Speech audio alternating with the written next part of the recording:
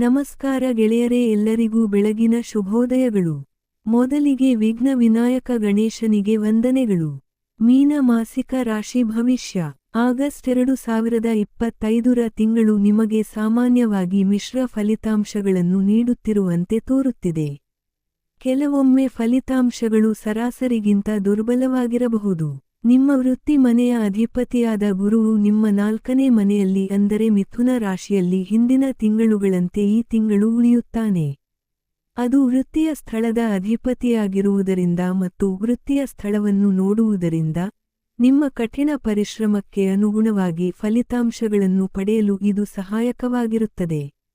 ಇದರರ್ಥ ಕೆಲಸದ ವಿಷಯದಲ್ಲಿ ಈ ತಿಂಗಳು ಸ್ವಲ್ಪ ಕಷ್ಟದ ನಂತರ ತೃಪ್ತಿದಾಯಕ ಫಲಿತಾಂಶಗಳನ್ನು ನೀಡುತ್ತದೆ. ಶಿಕ್ಷಣದ ದೃಷ್ಟಿಕೋನದಿಂದ ಆಗಸ್ಟ್ ತಿಂಗಳು ಸಾಮಾನ್ಯವಾಗಿ ಸರಾಸರಿ ಅಥವಾ ಮಿಶ್ರ ಫಲಿತಾಂಶಗಳನ್ನು ನೀಡುತ್ತದೆ. ತಿಂಗಳ ದ್ವಿತೀಯಾರ್ಧವು ಪ್ರಾಥಮಿಕ ಶಿಕ್ಷಣವನ್ನು ಅನುಸರಿಸುವ ವಿದ್ಯಾರ್ಥಿಗಳಿಗೆ ಉತ್ತಮ ಫಲಿತಾಂಶಗಳನ್ನು ನೀಡುತ್ತದೆ.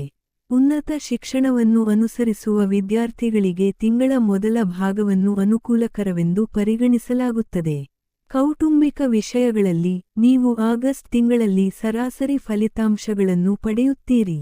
ಈ ತಿಂಗಳು ಸಣ್ಣ ವಾದಗಳ ನಂತರ ಕುಟುಂಬ ಸಂಬಂಧಗಳಲ್ಲಿ ಸಾಮರಸ್ಯ ಇರುತ್ತದೆ.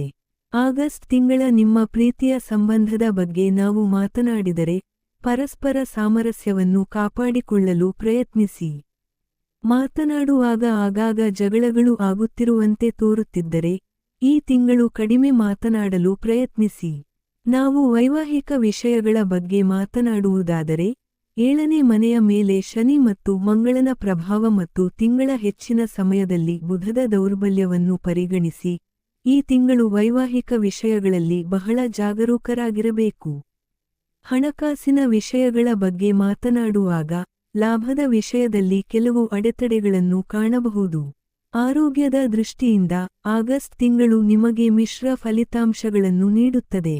ತಲೆನೋವು, ಜ್ವರ ಅಥವಾ ಗಾಯ ಇತ್ಯಾದಿಗಳ ಭಯವಿರಬಹುದು. ವಿಶೇಷವಾಗಿ ರಕ್ತದೊತ್ತಡ ಸಮಸ್ಯೆ ಹೊಂದಿರುವ ಜನರು ಈ ತಿಂಗಳಿನಲ್ಲಿ ಜಾಗರೂಕರಾಗಿರಬೇಕು. ಪರಿಹಾರ: ಹುಡುಗಿಯರನ್ನು ಪೂಜಿಸಿ ಮತ್ತು ಕೆಂಪು ಸಿಹಿತಿಂಡಿಗಳನ್ನು ತಿನ್ನಿಸಿ. ದಯವಿಟ್ಟು ಈ ವಿಡಿಯೋಗೆ ಲೈಕ್ ಮಾಡಿ ಮತ್ತು ಜೈ ಶ್ರೀ ಬನಶಂಕರಿ ದೇವಿ ಎಂದು ಕಮೆಂಟ್ ಮಾಡಿ.